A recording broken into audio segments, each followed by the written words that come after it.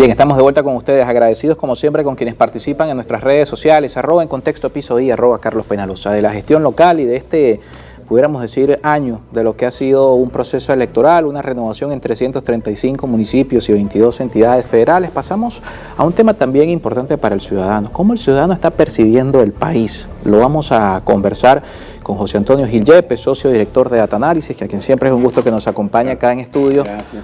Porque su otro socio hace algunos días decía que el 40% del país piensa que Venezuela está bien.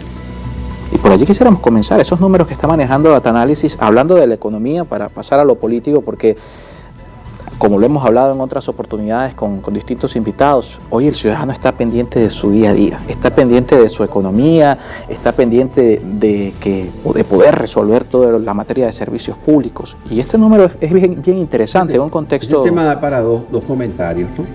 El primero es, bueno, él se estaba refiriendo a los que dicen muy bien y bien, pero si le suman los regular hacia bien, llegas a 60 puntos. Ok. Es decir, 6 de cada 10 de mejora económica. ¿Que es insuficiente? Sí, es insuficiente. ¿Que es lo que la gente aspira? No, por supuesto no es lo que la gente aspira. ¿Que Venezuela se arregló? No, Venezuela no se arregló. Pero ha habido una recuperación económica que se ha sentido sobre todo a nivel personal desde el 2019 y a nivel país desde el 2021, a nivel de la evaluación de país. Ahora, el otro comentario es muy importante que lo tengamos en cuenta, y de veras que le ruego a todos los venezolanos que entendamos que tenemos que entenderlo, y que la forma de argumentar y manejar las cosas no puede ser emocional y no puede ser despótica, no puede ser todo es como yo digo, como yo quiero que sea. Mira, sobre ese planteamiento que hizo mi socio Luis Vicente León, han salido unas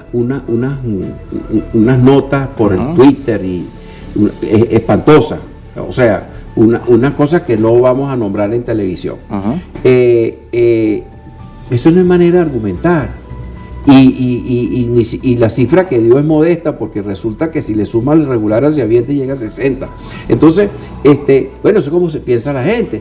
La gente no ha sido tan generosa en la evaluación país, pero mire, dentro de esa mejora de la situación personal y de la situación país, eso está relacionado con una mejora del presidente Nicolás Maduro, que hace año y medio estaba en 10 puntos de evaluación de gestión y que llegó hasta 27. Con los eventos de agosto y septiembre bajó a 21, pero por la inflación y la devaluación inesperada que hubo en ese agosto y ese septiembre pasado.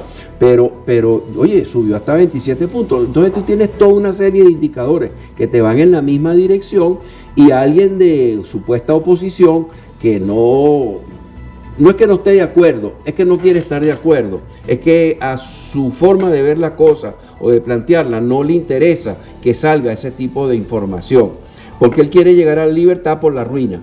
Entonces, mientras peor estemos, eso quiere decir que para él vamos a resolver el problema. No vamos a resolver. Además, sí hemos visto a lo largo de los años de dificultades, sobre todo los últimos 10 años, en donde que en la medida que la gente está más acogotada por los problemas de sobrevivencia, esa gente se ocupa menos de la política, se ocupa de sobrevivir. No tiene para dónde más voltear que para ver cómo va a ser para comer o para comprar una medicina. Entonces, a la libertad no se llega por la ruina. Eso es imposible. Y en la medida que sigamos desarrollándonos, yo creo que regresaremos a más democracia. Hoy, en esa misma visión de la percepción del ciudadano, de su realidad, de su entorno, ¿cuáles son los principales problemas que el ciudadano hoy está evaluando? Porque estamos hablando de un cambio importante, que lo mencionaba Luis Vicente León. En el 2018, el 97% de la percepción era de un país negativa, y hoy estamos hablando de un 40% con una visión positiva. Pero si lo desprendemos más allá, ¿cuáles son esos temas que el ciudadano hoy todavía considera, o dentro del estudio, que otras áreas se pudieron medir de...? Eso es lo mismo que dijo un consultor político en Estados Unidos hace unos 30 años sobre una elección. Es la economía. Entonces, el principal problema que existe en Venezuela es el costo de vida. O llámelo inflación, o llámelo que el sueldo no le alcanza. Es el costo de vida. Y eso es el elemento más repetido. Y después aparece en menor nivel pues el tema del desempleo, que también tiene que ver con un problema económico. Y aparece, bueno, el tema de la corrupción, pero esos son ya menciones menores. El problema, y los políticos tienen que estar claros en esto. Y yo creo que hasta cierto punto el gobierno reaccionó con las políticas del 2019, cuando empieza la modesta recuperación que hemos vivido. El gobierno reaccionó en función de que tenía que recuperar la economía y tener que poner de lado algunas de las políticas que se venían practicando en los últimos 13 o 14 años del régimen de Hugo Chávez, más los primeros años del gobierno de Nicolás Maduro. O sea, tú no puedes pretender controlar los precios y y que simplemente haya abastecimiento. Eso no existe, pero eso no es un problema o un defecto de los empresarios venezolanos, que no van a ofrecer productos si tienen los precios controlados, porque es que ninguna economía del mundo y ningún empresario puede ofrecer un producto que está perdiendo dinero porque la empresa quiebra.